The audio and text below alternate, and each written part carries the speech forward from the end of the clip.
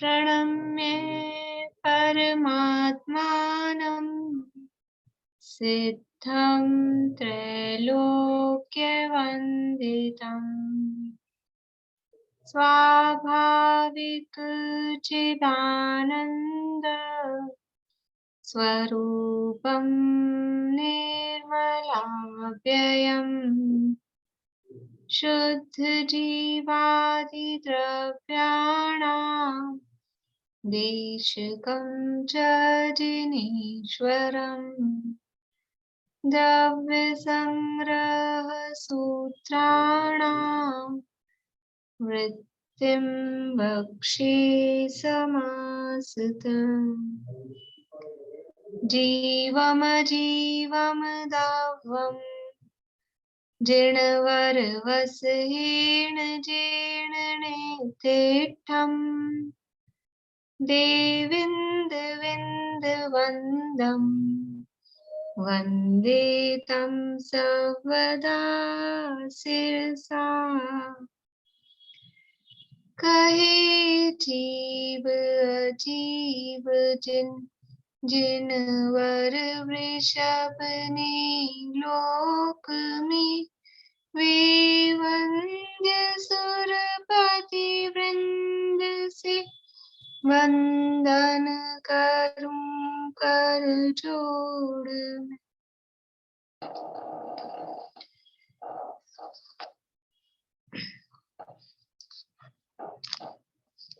गाथा बोल रहे कोई 50? अच्छा, मेरे को आज उससे सुननी थी ना, हेडिंग से।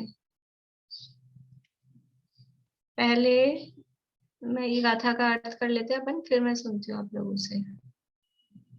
अंतिम गाथा है 58 नंबर की गाथा, और उसमें अब मैं पूरे ग्रंथ का उपसंहार करके अपने अभिमान का परिहार कर रहे हैं। मतलब ये तो अपने विद्वानों की शैली ही है, सभी आचार्यों की, विद्वानों की शैली क्या है। मतलब वास्तव में अंदर से उनके ये लघुता रहती है कि ये जो कुछ भी हमसे लिखा गया है ये कुछ भी नहीं है। द्वादशांग श्रुत के आगे, केवल ज्ञान के आगे ये कुछ भी नहीं है। इसलिए हमने अल्प बुद्धि के धारी होते हुए भी जो कुछ भी लिखा है उसके बारे में वो निवेदन करते हैं।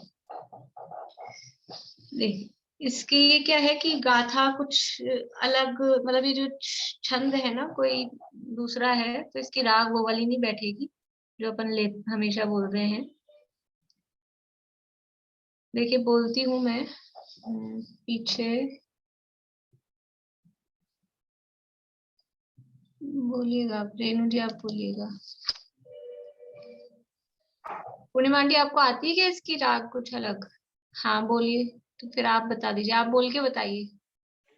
द्रव्य संगय मिणम मुनिनाः दोष संचय चुदा सुदपुर्णा शोधयन्तु तनु सत्त धरेण नेमि चंद्र मुनिना बणियम जम। हाँ, वो थोड़ा सा ज्यादा खींचना पड़ेगा मतलब। हाँ चलिए आप बुलवाइए। नहीं नहीं आप बुलवा बोले। चलिए मैं बोलती हूँ, आप ही बोलिएगा तो थोड़ा ठीक कर। दव संग्रह मिणम, बोलिए। द्रव्य संगय मिणम मुनिना दोष संचय चुदा सुध पुण्या मुनिनाः दोष संचय चुदा सुदपुर्णा शोधयन्तु तणु सत्य धरेण शोधयन्तु तनु सत्यधरेण नेमि चंद मुनिना भणियं ज। नेमि चंद्र मुनिना बणियम जम। देखिए अर्थ देख लेते हैं पहले। द्रव्य संग्रह मिणम, द्रव्य संग्रहम इणम, इणम यानी यह, और द्रव्य संग्रहम यानी द्रव्य संग्रह। मुनिनाहा मुनियों के नाथ, मुनियों के नाथ कौन होते हैं? मुनियों के स्वामी। मुनियों के स्वामी में आचार्यों को भी ले सकते हैं, और मुनिनाथ में, मुनिनाथ शब्द कहीं और आता है तामर में या कहीं, तो मुनिनाथ के अर्थ में तीर्थंकर परमात्मा को भी लेते हैं। दोनों अर्थ उसके ले सकते हैं, आचार्य भी अथवा मुनिनाथ तीर्थंकर भी, जहाँ जो लगता हो। लेकिन यहाँ क्या लगेगा, तो यहाँ उसका अर्थ आचार्य लगेगा, अभी अपन देखते हैं आगे। दोष संचय चुदा, दोष यानी दोष, संचय यानी उनका समूह, उससे चुदा यानी उससे च्युत यानी उससे रहित।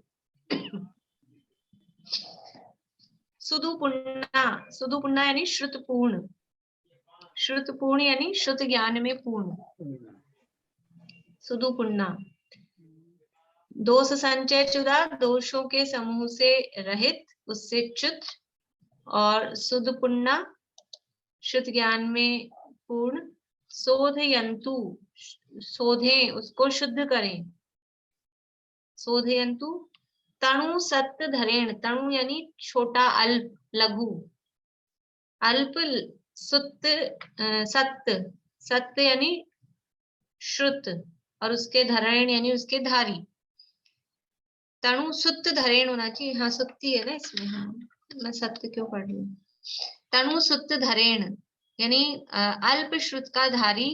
नेमी चंद, नेमी चंद नाम का मैं मुनि, नेमी चंद मुनि नाम, भणियम जम, उनके द्वारा, नेमी चंद मुनि के द्वारा, भणियम यानी कहा गया, जम यानी जो।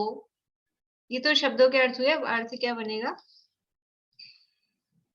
कि अल्प तणु सुत्त धरेण, अल्प श्रुत के धारी, नेमीचंद मुनिना, नेमीचंद मुनि ने, जम यानी जो, इणम यानी यह, द्रव्य संग्रह, द्रव्य संग्रह नामक ये जो ग्रंथ रचा है, भणियम कहा है, रचा है, उसको दोष संचय चुदा, दोषों के समूह से रहित, और सुध पुन्ना, श्रुतों, श्रुत ज्ञान से पूर्ण, ऐसे मुनि नाहा, मुनियों के नाथ यानी आचार्य भगवान, शोधयन्तु यानी शुद्ध करें। जैसे छेड़ाला में भी कहा है ना, लघुधि तथा प्रमाद ते, शब्द अर्थ की भूल, सुधी सुधार पढ़ो सदा, जो चाहो भवकूल। तो ऐसे ही यहाँ मैं अल्प श्रुत का धारी हूँ, नेमीचंद्र मुनिराज कह रहे हैं कि मैं अल्प श्रुत का धारी हूँ, बहुत ज्ञान मुझ में नहीं है, तो इसमें कोई गलती रह गई हो तो जो पूर्ण शुद्ध ज्ञान के धारी हैं और दोषों से रहित हैं, ऐसे आचार्य इसको शुद्ध करें। मैंने जो द्रव्य संग्रह नामक ग्रंथ रचा है, जो कहा है द्रव्य संग्रह, वो उसको शुद्ध करें।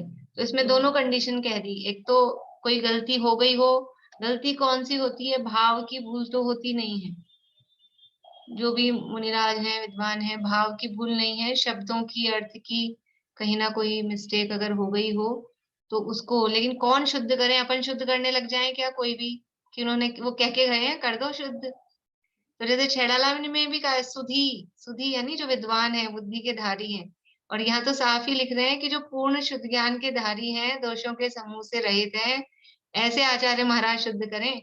कोई भी उठ के आ गया, आचार्य की गलती निकालने लग गया कि भी इन्होंने तो कहा है, अपन गलती निकालो, इन्होंने ये गलत लिखा है, ये गलत लिखा है, ऐसा नहीं।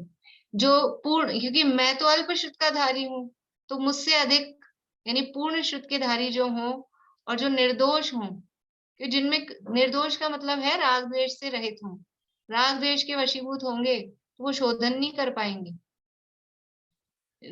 कहीं का राग होगा कि किसी से द्वेष होगा, अगर मुझसे राग होगा तो भी वो गलती नहीं बता पाएंगे, और मुझसे द्वेष होगा तो बिना बात की गलती निकाल देंगे। इसलिए वो दोषों के समूह से रहित जो हों ऐसे, और शुद्ध ज्ञान में पूर्ण हो, ऐसे जो मुनिनाथ हैं वो इसको शोधयन्तु, शुद्ध करें। देखिए गाथार्थ, अल्प श्रुत के धारक नेमिचंद्र मुनि ने जो यह द्रव्य संग्रह रचा है, उसका दोषों से रहित और शुद्ध ज्ञान से पूर्ण ऐसे आचार्य शोधन करें। चलिए श्लोचना अभी आप बोलिएगा। दव संग्रह मृणम मुनिनाः दोष संचय, हाँ बोलिए। दव संगहमिणं मुनिनाः दोष संचय चुदा सुध पुण्ना, दोष संचय चुदा सुध पुण्ना, शोधयन्तु तणुसुत धरेण, शोधयन्तु तणुसुत धरेण, नेमि चंद मुनिना भणियंजम। नेमि चंद मुनिना भणियंजम। वो जो आंटी ने बताई थी ना वो राग, मुझे, मैं क्योंकि बहुत देर से इसकी सोच रही थी, तो मुझे यही वाली राग समझ में आई, तो यही राग आ गई है मुझे। अभी आप लोगों को वो अगर भूल जाए तो वो बोल लीजिएगा एक बार, और आंटी आप बोल के बता दीजिए। 2-3 प्रकार की चाल है इसकी, जैसे अपन वो बोलते हैं सुनील जी हाँ राधा हाँ के शांति जी के साथ, हाँ वो अलग चाल में बोलते हैं, और हाँ 2-3 प्रकार की है, मतलब जिसको जो जमे वो चलता है, हाँ, ऐसा कुछ जिसको नहीं जो है। भूल जाए, पर हाँ बोलने चलता है। में प्रॉपर बोल जाए, बस उस तरह से देख लीजिएगा। बस बोलो। बोलिए, आप बोलिए। दव्य संगह मिणम मुनिनाः दोष संचय चुदा सुधि पुण्ना सूदयन्तु तनु सत्य धरेण नेमि चंद्र मुनिना भणियंजम। ये सुत्त धरेणी होगा, सत्य नहीं, शुद्ध इसमें धर है ना। इसमें हाँ वो सत्य लिखा सत्य, है। इसमें भी मेरे भी एक, इसमें सत्य छप रहा है, लेकिन ये सुत्ती होगा। अच्छा, दूसरी में सत्य है, एक में सत्य है। चलिए, अब मैं आप लोगों से हेडिंग से पूछ लेती हूँ गाथाएं, थोड़ा सा 2-5 मिनट।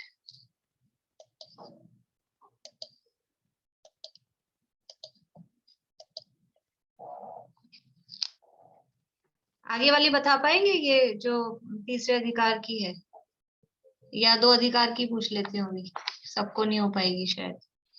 बंध के 4 प्रकार और उनके कारण।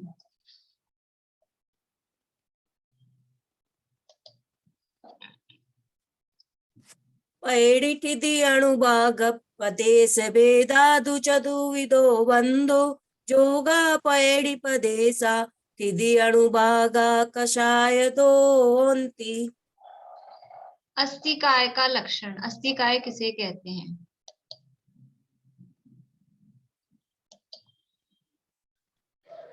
संति जदो ते दे संति जदो तेने दे अनित्य संति जदो तेने दे अतिथि बनति जिनवरा जम्मा काया युभौ देशा तम्मा काया ये अत्थिकाया ये आएगा। 14 जीव समास।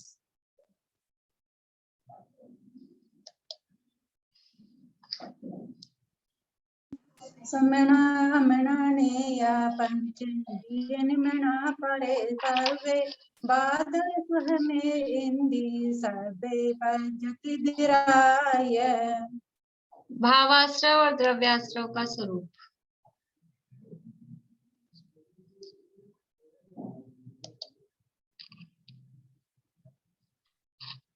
आस्मदिजेन कम्मं परिणामेण पणासविन्नेया भावासवो जिनुक्तो कम्मा सवणं परो होदि। आसवधि जीर्ण कम्मम परिणामे नप्पणो, अपणा नहीं अपणो सविण्यो। पुण्य पाप तत्व का लक्षण।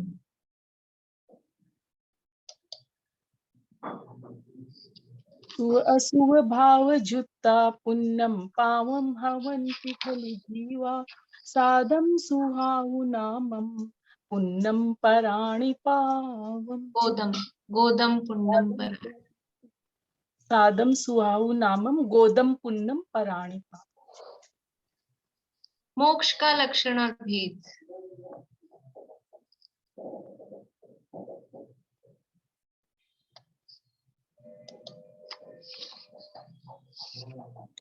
दूवी हम्पी मोक्ष हे ऊषाणी गलत गलत पाउन। गलत गलत गलत गलत।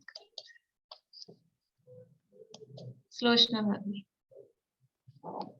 सर्वसकम्मणो जो खै दुअपणो परिणामो नेयो स्वभाव मुखो दव विमुखो यकम अपुह भाव।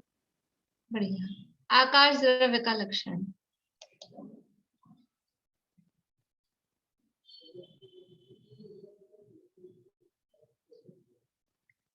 मीनू दी, आपका हाथ नहीं उठ रहा, क्या बात है?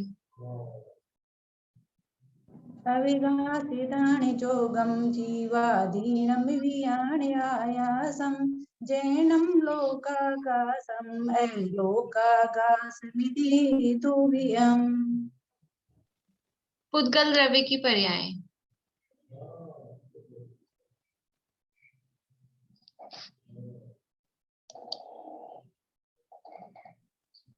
तद्दो बंदो सुमोतुलो संठान भेद तम छाया उज्जो दादव सैया पुगल दवस सपज्जाया। जीव का सिद्ध सिद्ध स्वभाव और ऊर्ध्वगमन स्वभाव।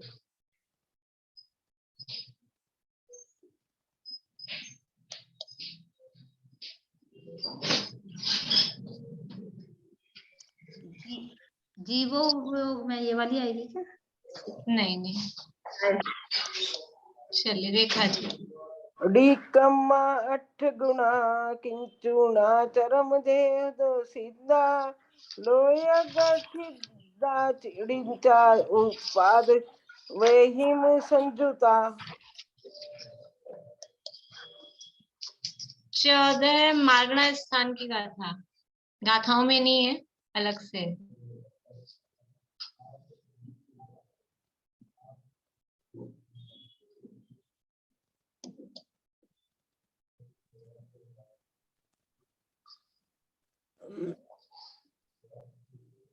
नहीं मग्गन घोटाली नहीं, एक मिनट। पूर्वी जलते नहीं, नहीं, नहीं। तो अच्छा, गई इंदिये सुकाए। हाँ, गई इंदिये सुकाए जोगे वेदे कचायणाणेय संयम देन सण लेचा भव्या सम्मत सणियार। बढ़िया।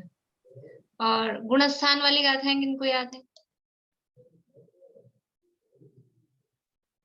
मीनू दी को याद है? बोलिए।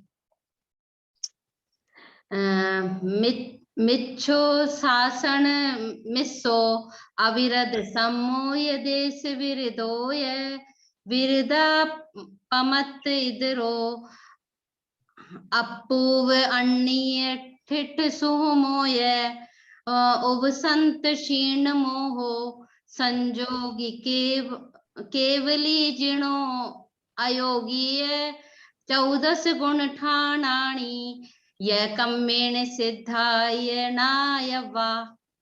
ठीक है, बढ़िया। संयोग नहीं है, सहयोग केवली। सहयोग, सहयोग ये हमेशा भूल जाती हूँ। हाँ, सजोग। धर्म द्रव्य का लक्षण।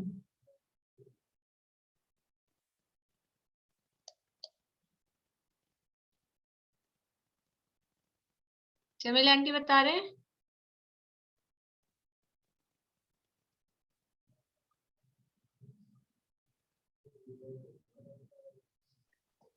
गई परिणयाने धम्मो पुगल जीवान गमन से है यारी तोयम जय मच्छानम अच्छंता ने विसो नेई। जीव का भोक्तृत्व अधिकार।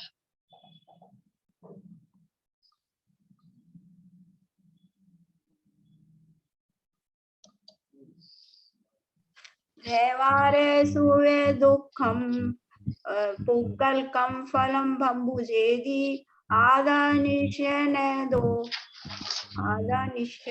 दो चेतन भावम को आदस। ज्ञानोपयोग के भेद।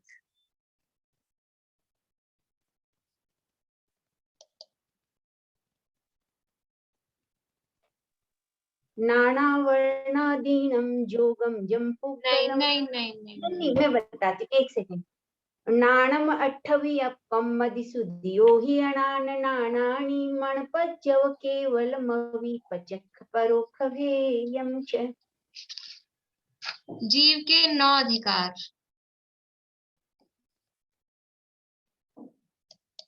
विनीता आंटी। हाँ जी। जीवो उभियोगमो मुक्ति कत्ता से ते पमानो सिद्धो संसारथो भोत्ता सिंह दे रथो शुद्धो विशो सिड़ गई। नहीं, नहीं, सब 2-3 गाथाएं मिक्स हो गई, गड़बड़ हो गई। पूर्णिमा आंटी बोलिए। जीवो योगम जीवो गमो अमुत्तिकत्ता सदेह परिमाणो भोक्ता संसारत्थो सिद्धो सो विसोड गई। बढ़िया, सुनाइए, आप भी सुनाइए सुनीता। जियो वो गमो मुक्ति कर्ता सदेह परिमानो भोक्ता संसारत्थो सिद्धो सो विसो डगई। बढ़िया, चलिए इतना ही करते हैं आज, फिर कल देख लेंगे। और अपनी चर्चा 35वीं गाथा की आज पूर्णता की ओर है। गाथा का पाठ करते हैं, 35वीं गाथा का। वद समिति गुत्तियो धम्मानुपेहा परिसहजोय चारित्तं बहुवेया नायवा भाव संवर विशेषा। व्रत, समिति, गुप्ति, धर्म, अनुप्रेक्षा, परिचय और अनेक प्रकार का चारित्र, इन सबको भाव संवर के विशेष जानना चाहिए। इसमें अपनी चर्चा सभी जो संवर के कारण हैं, संवर के जो भेद हैं, सभी की हो गई है। व्रत, गुप्ति, समिति, धर्म, अनुप्रेक्षा, परिचय और चारित्र, 5 प्रकार के चारित्र की भी चर्चा अपनी हुई है। अब यहाँ पर उपसंहार इस गाथा का वो आचार्य देव कर रहे थे। पेज नंबर 169 पे लास्ट पैरा पढ़ा तो था अपन ने, लेकिन उसको वापस से पढ़ के फिर आगे बढ़ते हैं।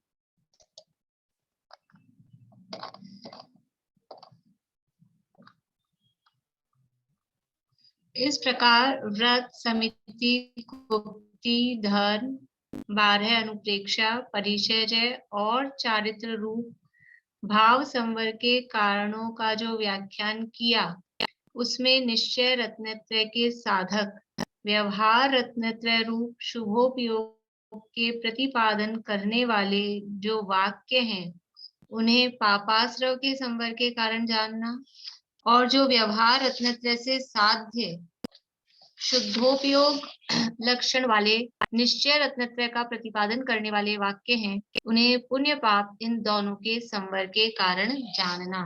मतलब यहाँ पर हमने इनको यहाँ संवर के कारणों का वर्णन किया है। व्रत, समिति, गुप्ति, धर्म, अनुप्रेक्षा, परिचय और चारित्र, ये संवर के कारणों का जो व्याख्यान किया है, इसमें दो तरह के वाक्य, यहाँ तो वाक्य शब्द कह रहे हैं, लेकिन ये जो गुप्ति, समिति आदि हैं, ये दो तरह की हैं। कौन कौन सी 2 तरह की हैं? कि एक है वो शुद्ध भाव रूप है, वितराग रूपता रूप है, और एक है वो शुभ भाव रूप है। तो उसमें जो निश्चय रत्नत्रय का साधक है, लेकिन वो है क्या कि व्यवहार रत्नत्रय रूप है, शुभोपयोग रूप है। तो यहाँ वाक्य लिखा है क्योंकि ये तो प्रतिपादन किया है ना, रिटन में किया है, इसलिए उन्होंने वाक्य लिखा है शब्द में, कि ये जो हमने जितना भी गुप्ति, समिति, धर्म, अनुप्रेक्षा, परिचय, चारित्र का वर्णन किया है, इसमें जो शुभोपयोग का प्रतिपादन करने वाले वाक्य हैं, और शुभोपयोग कौन सा? व्यवहार रत्नत्रय रूप शुभोपयोग। और व्यवहार रत्नत्रय क्या चीज है?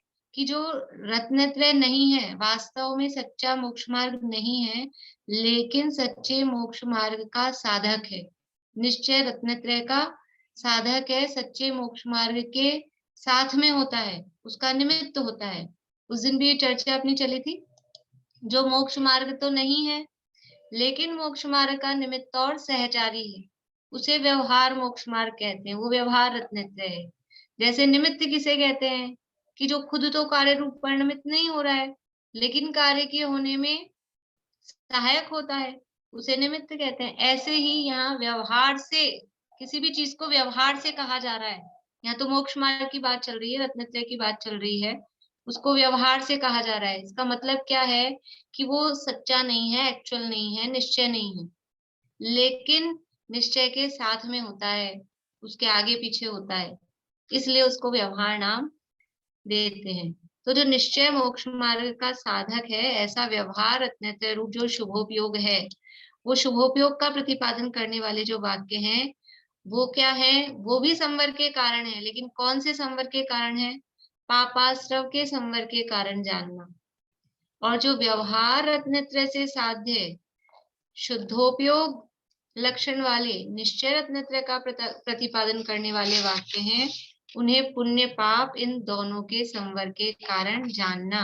यानी जो निश्चय रत्नत्रय है वो तो वास्तव में संवर का कारण है, क्योंकि वो पुण्य का भी पाप का भी दोनों का संवर करता है। हाँ, दोनों का संवर करता है, पुण्य का भी और पाप का भी दोनों का संवर करता है निश्चय रत्नत्रय तो। लेकिन जो व्यवहार रत्नत्रय है उससे पाप का तो संवर होता है, पाप का संवर होता है मतलब पाप आना रुकता है, पाप का आश्रव रुकता है, पाप का संवर हो रहा है, लेकिन उससे पुण्य हो रहा है क्योंकि वो शुभोपयोग रूप है, तो वो पुण्य का संवर नहीं कर पाता है। जो व्यवहार रत्नत्रय है, व्यवहार रत्नत्रय से पुण्य का संवर नहीं होता, पुण्य का तो आश्रव होता है और पाप का संवर होता है, पाप का आश्रव नहीं होता। तो यहाँ पर ये यानी सीधी सी बात ये है कि जो व्यवहार रत्नत्रय है वो तो आश्रव का कारण है, संवर का वास्तविक सच्चा कारण नहीं है, लेकिन जो निश्चय रत्नत्रय है वही संवर का असली कारण है। लेकिन फिर भी व्यवहार रत्नत्रय को यहाँ संवर के कारणों में क्यों लिया? क्योंकि वो पाप का संवर कर रहा है, इसलिए उसको यहाँ संवर के कारणों में साथ में शुभोपयोग को भी कहा गया है। इतना यहाँ पर समझना। यहाँ नीचे फुटनोट दिया है, ये 85 गाय की गाथा का 141वीं गाथा की टीका का व्यवहार कारण है, निश्चय ऐसे त्रिकाल शुद्ध आत्मा के आश्रय से उत्पन्न शुद्धता पाप के संवर रूप है। ये यहाँ दिया था, उन्हें पापाश्रव के संवर के कारण जानना। इस जगह ये दिया था कि ये जो पापाश्रव का संवर का कारण का मतलब ये व्यवहार कारण है, जो शुभोपयोग के प्रतिपादन करने वाले जो वाक्य हैं उन्हें पापाश्रव के संवर के कारण जानना। तो ये पापाश्रव के संवर के व्यवहार कारण है। निश्चय से तो पापाश्रव का भी संवर किसके माध्यम से हो रहा है? निश्चय से वास्तव में पाप भी आना कब रुकता है कि त्रिकाल शुद्ध आत्मा के आश्रय से उत्पन्न शुद्धता, उसी के आधार से पाप आना रुकता है।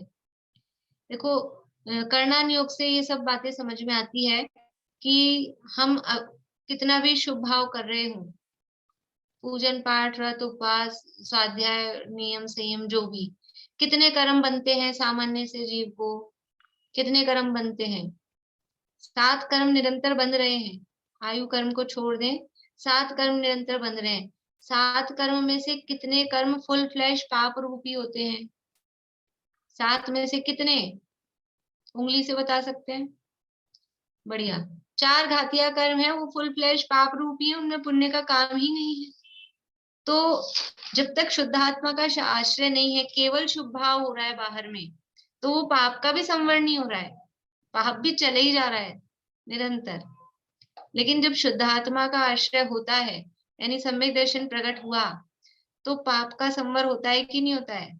ये पहले गुणस्थान में दूसरे गुणस्थान में जितनी प्रकृतियों का संवर हो रहा है, बंध विच्छित्ति हो रही है, तो कितनी कैसी है? सारी पाप प्रकृतियां हैं।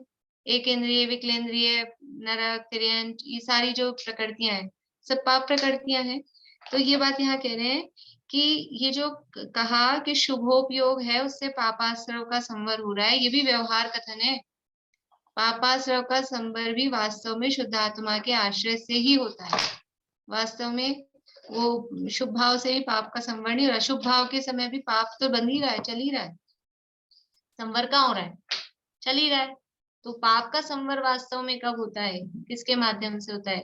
ये शुद्ध आत्मा के आश्रय से उत्पन्न जो शुद्धता है वही पाप के संवर के रूप में है। वो बात यहाँ पर मतलब और गहराई की बात यहाँ पर की है। देखिए आगे पेज नंबर 170, 170 नंबर पेज। यहाँ सोम नामक राज श्रेष्ठी कहता है। ये सोम नामक राज श्रेष्ठी कहाँ से आ गया? कहानी चल रही थी क्या कोई? अपनी कहानी चल रही थी क्या? जो सोम नामक राज श्रेष्ठी कहाँ से आया है? रेखा भाभी कहाँ से आ गया ये स्टार्टिंग में था ना, सोम नामक सेठ के यहाँ वो उसके वहां नगर में उसकी रचना हुई ग्रंथ की। हाँ, मतलब उसके लिए ये शुरू में जब ये अपन ने ग्रंथ शुरू किया था, पहले दूसरे पेज पे ही, वहां से कहानी चली थी। कहानी तो चल रही है, ये वहां से ये कहानी चली थी। देखिए पेज नंबर 2 पे है अपनी पुस्तक में, पेज नंबर 2 पे, और चौथी लाइन है, अनेक राजकार के अधिकारी सोम नामक राज सेठ के निमित्त से, किसके निमित्त से ग्रंथ लिखा गया है? 6 बातें अपन ने लिखी थी कि ग्रंथ रचना का क्या उद्देश्य है, उसमें परिमाण और उद्देश्य, निमित्त, रचनाकार, ये सब शुरू में अपन ने लिखा था, नोट्स में भी है। तो ये किसके निमित्त से लिखा गया है? सोम नामक राजश्रेष्ठी। तो वो जिसको उपदेश दिया जा रहा है, जैसे सामने अभी समझ लो आप लोग हैं सामने, तो अपन जैसे तो अपनी तो ऑडियो है ना, ऑडियो रिकॉर्डिंग होती है, तो नाम आते रहते हैं बीच बीच में किसी किसी के, तो अपन ऐसे कहते हैं उनका प्रश्न था, उसके लिए अपन ये जवाब दे रहे हैं किसी का भी नाम लेके। तो ऐसे कभी इसकी किताब बन जाए तो ऐसे ये आचार्य के सामने वहां पर सोम नामक राजश्रेष्ठी, राजसेठ, उसके उनको उपदेश देने के लिए ये 58 गाथाएं बताई थी, ये द्रव्य संग्रह उन सोम नामक राजश्रेष्ठी के लिए। तो वो प्रश्न वो कह रहा है, हे भगवान, इन व्रतादि संवर के कारणों में, ये जो आपने इतने सारे संवर के कारण बताए, टोटल कितने हो गए? व्रत, गुप्ती, समिति, धर्म, अनुप्रेक्षा, परिचर्या और चारित्र, ये तो 7 हैं, लेकिन व्रत कितने हैं? 5, गुप्ती 3, 8, समिति 5, 13, धर्म 12, नहीं धर्म 10, 23, अनुप्रेक्षा 12, 23 और 12 35, ठीक है, और परिचर्या 22, 35 और 22 45, 55, 57, और 5 प्रकार का चारित्र 62। इतने सारे आपने बता दिए हमको, 62 तरह की चीजें।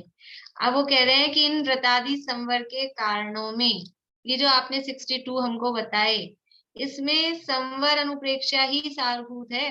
जब संवर के कारणों की चर्चा कर रहे थे तो संवर अनुप्रेक्षा ही बताते अकेला, इतने सारे भेद हमको बता दिए, इतने दिन तक इतनी बड़ी गाथा टीका लिख दी, 2-3 महीने से चल रहा है, ये इतना सारा क्या मतलब है? तो इन संवर व्रतादि संवर के कारणों में संवर अनुप्रेक्षा ही सारभूत है, वही संवर करेगी तो फिर विशेष विस्तार से क्या लाभ? इतना सारा विस्तार कर दिया, आप बोल रहे हैं शुरू में ही कह देते तो विस्तार नहीं करते वो, इतना सारा विस्तार करने के बाद कह रहे हैं कि विशेष विस्तार से क्या लाभ? आपने इतना विस्तार किया, उससे क्या लाभ है? समझ में आया प्रश्न? कि आप संवर के कारणों की चर्चा कर रहे हो तो उसमें केवल संवर अनुप्रेक्षा बताते तो संवर आ ही जाता उसमें, ये इतने सारे हमको भेद प्रभेद बताने की क्या जरूरत थी? उससे क्या लाभ? भगवान नेमिचंद आचार्य कहते हैं, त्रिगुप्ती लक्षण युक्त निर्विकल्प समाधि में स्थित मुनियों को उससे ही यानी संवर अनुप्रेक्षा से ही संवर हो जाता है। जो त्रिगुप्ती लक्षण युक्त निर्विकल्प समाधि में जो मुनि स्थित हैं, यानी कि शुद्धोपयोग में जो स्थित हैं, त्रिगुप्ती लक्षण युक्त निर्विकल्प समाधि, समाधि का अर्थ समता भाव अपन करते ही हैं, और समाधि का अर्थ ऐसा नहीं जो मरने के लिए बैठ गया है, वो नहीं। समाधि का मतलब है अपने साम्य में स्थित, आत्मा में स्थित, शुद्धोपयोग को भी समाधि कहते हैं। तो जो शुद्धोपयोग में स्थित है, और वो कैसा होता है? निर्विकल्प, किसी भी प्रकार का राग द्वेष का विकल्प नहीं, अन्य कोई विकल्प नहीं, शुभाशुभ विकल्प नहीं, निर्विकल्प समाधि, वो शुद्धोपयोग। और वो कैसा है? त्रिगुप्ती लक्षण युक्त, मन वचन काय की स्थिरता पूर्वक, मन गुप्ती, वचन गुप्ती, काय गुप्ती, ऐसा त्रिगुप्ती लक्षण युक्त निर्विकल्प समाधि में स्थित मुनियों को उस संवर अनुप्रेक्षा से ही संवर हो जाता है। परंतु उसमें असमर्थ जीवों को, जो वो निर्विकल्प समाधि में स्थित नहीं हो पा रहे हैं, शुद्धोपयोग में स्थिर नहीं हो पा रहे हैं, पूर्णतया लीन नहीं हो पा रहे हैं, उसमें असमर्थ हैं, ऐसे जीवों को अनेक प्रकार से संवर का प्रतिपक्षी ऐसा मोह उत्पन्न होता है। जो शुद्धोपयोग में लीन नहीं हो पा रहे हैं, उनको मोह उत्पन्न हो जाता है, और वो मोह है वो कैसा है? संवर का विरोधी है, प्रतिपक्षी है, कंपिटिटर है। संवर का प्रतिपक्षी ऐसा मोह उत्पन्न होता है। इस कारण आचार्य व्रतादि का विस्तार कथन करते हैं। हमने ये जो विस्तार से कथन किया है ये व्यर्थ में नहीं किया है, इससे क्या लाभ है, ऐसा नहीं है। जो निर्विकल्प समाधि में स्थित होते हैं उसमें समर्थ हैं अपनी आत्मा में लीन होने में, शुद्धोपयोग में, उनके लिए तो संवर अनुप्रेक्षा ही ठीक है, एक उससे ही काम चल जाता है। लेकिन जो अपनी आत्मा में पूर्ण रूप से लीन नहीं हो पाते हैं तो फिर उनको मोह उत्पन्न होगा, दूसरे यानी अशुभ भाव उत्पन्न होंगे। तो उससे बचने के लिए ये यहाँ पर विस्तार का कथन किया है कि वो शुभोपयोग रूप, शुभ भाव रूप, ये सारा उनका प्रतिपादन यहाँ पर किया गया है। तो उसमें जो असमर्थ जीव हैं उनको अनेक प्रकार से संवर का प्रतिपक्षी ऐसा मोह उत्पन्न होता है। शुद्धोपयोग में असमर्थ जीवों को मोह उत्पन्न हो जाता है, इसलिए आचार्य व्रतादि का विस्तार से कथन करते हैं। अब यहाँ पर ये गाथा दे रहे हैं जो मिथ्या मत 363 मिथ्या मत होते हैं उसकी ये गाथा दे रहे हैं। देखिए बोलते हैं अपन, असिदि सदम किरियाणम अकिरियाणम तु होई चुल सीधी सत्तठि अन्नानीणम वेणयाणम हुंति बत्तीसम। असिदि सदम, असिदि, असिति, असिति वर्ड कहीं सुना है? असिति, अशिति, पंचमेरु संबंधी अशीति जिन चैत्यालेभ्यो नमः। अशीति यानी 80 और सदम यानी 100, 80 और 100 यानी 180। किरियाणम क्रियावादियों के 180। अकिरियाणम तु होई चुल सीधी, चुल यानी कम, चुल यानी 4, सीधी यानी वही 80, असीधी, तो 4 और 80 84। अक्रियावादियों के होते हैं 84, क्रियावादियों के 180 और अक्रियावादियों के 84।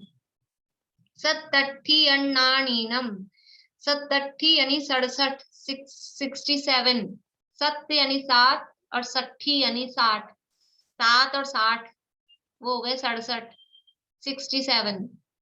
अन्नानीनम यानी अज्ञानियों के, अज्ञानवादियों के 67। वेणयाणम यानी वैनयिक, विनयवादी। हुंती यानी होते हैं 32, विनयवादियों के 32 होते हैं। ये इनके भेद बताए हैं मिथ्या मतों के, क्योंकि वो उन्होंने कहा अनेक प्रकार का मोह उत्पन्न होता है। जो निर्विकल्प समाधि में स्थित होने में असमर्थ हैं, निर्विकल्प समाधि में लीन नहीं रह पा रहे हैं, शुद्धोपयोग में स्थिर नहीं हो पा रहे हैं, ऐसे असमर्थ जीवों को अनेक प्रकार से संवर का प्रतिपक्षी मोह उत्पन्न होता है। तो वो मोह अनेक प्रकार का कौन सा है? तो वो ये बता रहे हैं कि क्रियावादी के 180, अक्रियावादी के 84, अज्ञानियों के 67 और विनयवादियों के 32। इस प्रकार से पाखंडियों के कुल 363 भेद हैं। ये मोहियों के भेद हैं। पाखंडी मतलब मोही, मिथ्यात्वियों के मिथ्यात्व के भेद हैं, ग्रहित मिथ्यात्व के भेद हैं। जोगा, ये फिर एक और गाथा दे रहे हैं। जोगा पैडिपदी साठिदि अणुभागा कसाय दो हुंती अपरिणत छिन्ने सुय बंधोठिदि कारणम नथी। ये सब गोमटसार जी कर्म कांड की गाथाएं हैं। ऊपर वाली थी 876 नंबर की और नीचे ये वाली है 257 नंबर की। पहली लाइन बिल्कुल अपनी द्रव्य संग्रह की गाथा जैसी है। जोगा पैडी प्रदेशा, योग से प्रकृति और प्रदेश बंद होते हैं, और ठिधि अनुभागा स्थिति और अनुभाग बंद कषाय से होते हैं। अपरिणदु छिन्नेसुय, और अपरिणदु यानी जिनको इसका जो इस रूप कषाय रूप परिणमित नहीं हुए हैं, यानी जिनको कषाय का उदय नहीं है, और छिन्नेसु या जिनके कषायों का क्षय हो गया है, बंधोठिधि कारणम नत्थी, उनको ये बंध का और स्थिति का कारण नहीं होती हैं। अर्थ देखिए, योग से प्रकृति और प्रदेश तथा कषाय से स्थिति और अनुभाग बंध होता है। जिनको कषाय का उदय नहीं है तथा कषायों का क्षय हुआ है, उनको, किनको नहीं है कषायों का उदय और किनको हुआ है कषायों का क्षय? कषाय का उदय किसको नहीं है?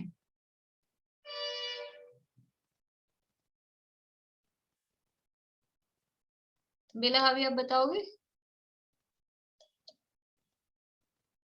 कषाय का उदय 11 से ऊपर वाले गुण स्थानों को कषाय का उदय नहीं होता। और कषाय का क्षय? कषाय का क्षय तो 10वें में हो जाता है ना। क्षय 10वें में हो जाता है? नहीं, 10वें के अंत में होता है। तो कौन है जो कषाय के क्षय वाले हैं और कौन है जो कषाय के उदय से रहित वाले हैं? ठीक है आपका जवाब? गुणस्थान के हिसाब से। हाँ, गुणस्थान के हिसाब से। सूक्ष्म सांप्राय तक के तो होते हैं जो कषाय के क्षय हो जाते हैं, उसका तो उपशांत मोह, क्षीण मोह और सूक्ष्म सांप्राय तक क्षय नहीं होता है। सूक्ष्म सांप्राय तक तो उदय है। हाँ, अंत में क्षय हो जाता है। ठीक है, देखिए अपनी बात इस यहाँ जो पूछना है, सूक्ष्म सांप्राय के बाद, सूक्ष्म सांप्राय तक तो उदय ही है। अब सूक्ष्म सांप्राय के बाद में बताना है कौन तो उसके उदय से रहित है और कौन उसके क्षय से सहित है, उसमें बताना है। बोलिए निशान। 11वें गुणस्थान वाले उदय से रहित है और 12वें वालों के क्षय हो गया है, कषाय के क्षय सहित है, और 13वें वाले तो कषाय 13वें वालों का क्या है? वो तो उनके भी क्षय ही है, उनके भी क्षय ही है। 11वें वाले, ये 2 शब्द दिए ना, कषायों के उदय नहीं है और कषायों का क्षय हुआ है। उदय नहीं है मतलब 11वां गुणस्थान। 11वें गुणस्थान में कषायों का क्षय नहीं है। 10वें के अंत में जो क्षय कहा जाता है वो समझ लीजिए शपक श्रेणी की अपेक्षा कहा गया है क्षय वर्ण, अथवा सामान्य शब्द है कि अब उदय मतलब कॉमन रूप से क्षय, उदय नहीं हो तो भी कह दिया क्षय है, क्षय हो गया हो तो भी कह दिया क्षय। वास्तव में 11वें गुणस्थान में कषायों का क्षय नहीं हुआ है, उदय नहीं है अभी। कषायों का क्षय कब कहा जाएगा कि सत्ता में से भी गायब हो जाए तो वो क्षय कहा जाता है। तो क्षय हुआ है 12वें वालों के, और 13वें 14वें में भी क्षय ही है, 12वें में हो ही गया है। तो 11वें में कषायों का क्षय नहीं है, 11वें में कषायों का उदय नहीं है, उदय का अभाव है। तो यहाँ कहा कि जिनको कषाय का उदय नहीं है तथा कषायों का क्षय हुआ है, उनको यानी उपशांत कषाय, क्षीण कषाय और संयोग केवली को तत्काल बंध, एक समय का बंध स्थिति का कारण नहीं है। यहाँ पर 13वें गुणस्थान तक को ही लिया है, 14वें वालों को क्यों नहीं लिया? 11, 12, 13 लिया ना, उपशांत कषाय, क्षीण कषाय, सहयोगी। 14वें वाले को क्यों नहीं लिया? बोलिए मीनू दी। 14वें में तो पूरे 8 कर्मों का नाश होके गया ना, 13 पे हो गया ना लास्ट में 8 कर्मों का, तो कषाय कहाँ रही? कषाय तो 12 पे क्षीण हो गई। 14वें में योग नहीं है। हाँ, इस अपेक्षा से वहां पे बढ़िया। यहाँ जो कहा ना एक समय का बंध की बात चल रही है, बंध की बात चल रही है, तो 13वें में तो है ही नहीं और 14वें में तो है ही नहीं।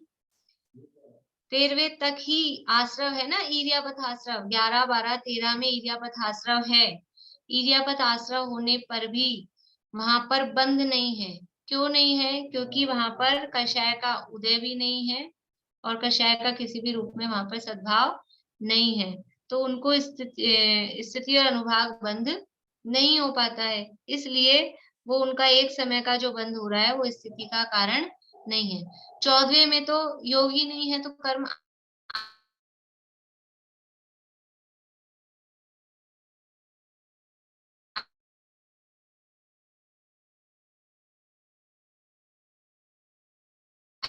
अनुभाग नहीं बढ़ रहा है, इसको बंध नहीं कहा जाता है। पर 14वें में तो आ भी नहीं रहे हैं, तो जब आ ही नहीं रहे हैं तो फिर बंध को तो उपचार से भी किसी भी अपेक्षा से कहना संभव नहीं है। देखिए, तो यहाँ क्या कहा कि वो जो संबर का प्रतिपक्षी ऊपर जो कहा था कि भाई प्रश्न ये किया था कि आपने इतनी डिटेल में क्यों बताया, क्योंकि इतनी डिटेल में इसलिए हमने बताया कि जो शुद्धोपयोग में इससे नहीं रह पाते हैं उनको फिर ये मोह उत्पन्न हो जाता है। और वो मोह नहीं उत्पन्न हो, इसलिए हमने इतना विस्तार से इसका कथन किया है। तो वो मोह कैसा है, कितने प्रकार का है, तो यहाँ 363 मोह के भेद बताए। और फिर क्योंकि बात चल रही थी संवर की, तो वो संवर यद्यपि यानी आश्रव तो हो रहा है 11वें 12वें 13वें में भी, लेकिन 11वें 12वें 13वें में आश्रव होने पर भी वहां पर बंध नहीं है, ये बात और यहाँ पर बता रहे हैं। क्यों नहीं है बंध? क्योंकि उनको कषाय नहीं है, इसलिए उनको स्थिति और अनुभाग बंध वहां नहीं होता है। स्थिति अनुभाग बंध को ही वास्तव में बंध कहा गया है, मतलब दुख का कारण वही है। वरना बंध तो हो रहा है, वो एक समय का है, तो वो एक समय का क्या कहें, आया और गया, बस इतना सा है। तो उसको बंध कहो कि ना कहो, वो कुछ मायने नहीं रखता है। इसलिए ये बात यहाँ पे कह के इस प्रकार संवर तत्व के व्याख्यान में 2 सूत्रों द्वारा तृतीय स्थल पूर्ण हुआ। इस तरह से ये यहाँ पर 35वीं गाथा, और ये जो संवर तत्व का व्याख्यान था, 2 गाथाएं संवर तत्व के लिए दी थी, 34वीं और 35वीं। तो अलग अलग स्थल बनाए थे, आचार्य ने शुरू में बताया था कि संवर के लिए जितनी है वो एक स्थल, आश्रय के लिए जो कहा था वो एक स्थल, बंध के लिए जो कहा वो एक स्थल, ऐसा तृतीय स्थल पूर्ण हुआ, ये यहाँ कह रहे हैं। बोले रेणु जी। आप बोले कि 11वें और 12वें में 6 नहीं है, मतलब उसका सत्ता में है कसाय। 11वें में, 12वें में नहीं, 12वें में तो 6 हो गया, सत्ता में भी नहीं है 12वें में। तो जो इसका 11वां उपशांत में और क्षीण कसाय, कसाय कसाय के नाम ना क्षीण कसाय भी है उसका नाम 12वें तो का। क्षीण कषाय, तो कषाय क्षय हो गई तो कहेंगे ना, तो कषाय नष्ट तो हो आएगा गई, ना नाम। क्षीण माने नष्ट हो गई वहां यहाँ पे। हाँ हाँ तो जो 11वें में सत्ता में रहेगी कसाय। हाँ, 11वें में सत्ता में होती है तभी तो उदय में आती है। देखो सत्ता में नहीं होगी तो वो गिरेगा भी कहाँ से, उदय में भी कहाँ से आएगी।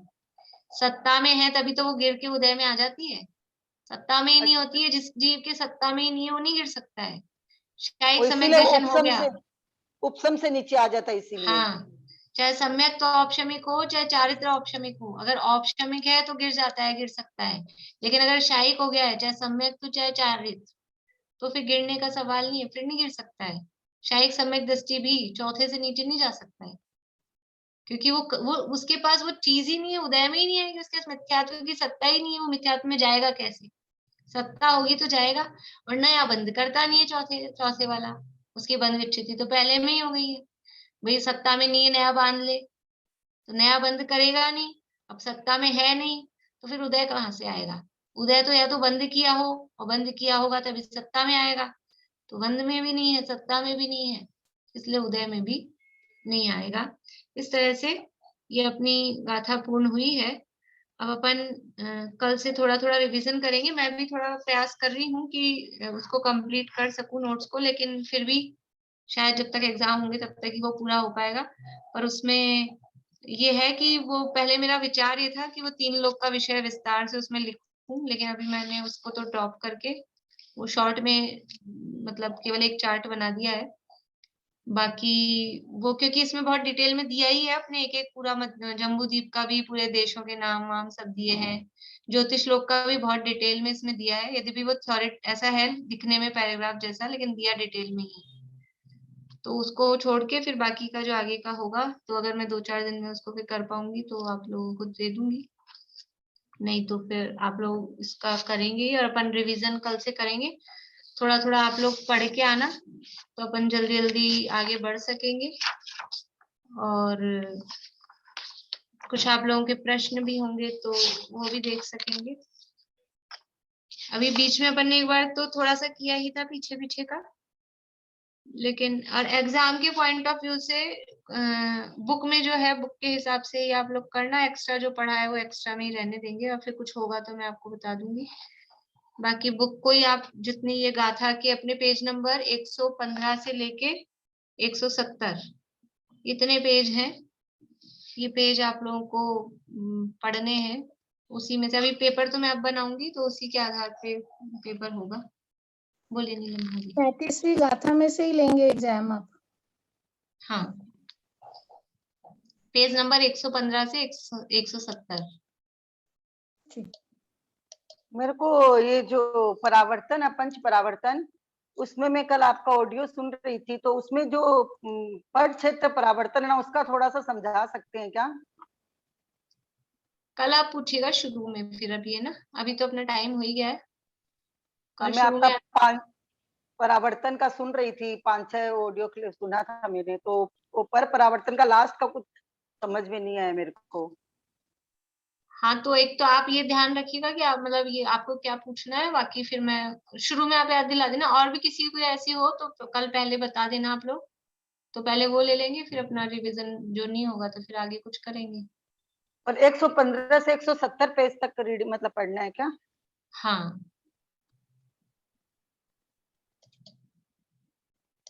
चलिए। नीलम, अभी कुछ और पूछना है आपको? नहीं, मैं वो करने की कोशिश कर रही थी, हैंड रेज वगैरह मुझे कम आता है करने। जय जगन्नाथ।